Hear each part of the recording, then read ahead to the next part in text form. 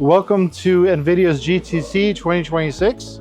Here I have the VLM warehouse live demo. And in this demo, we're showcasing our AIR-075 system, which is running NVIDIA Jetson Thor T5000.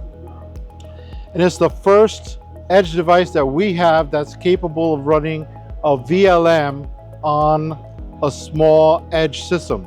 So here we have in the Edge AI SDK, we have our Google Gemini model VLM running at 4 billion parameters.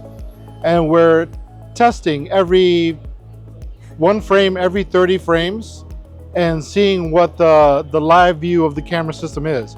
So this VLM is not only observing the entire area in front of the camera, it is also semantically reasoning what that image is.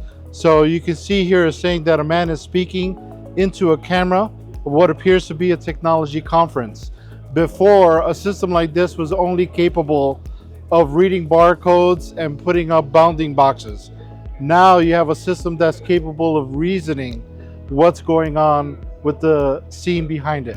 To learn more about this system and many others that we have, please visit advantech.com.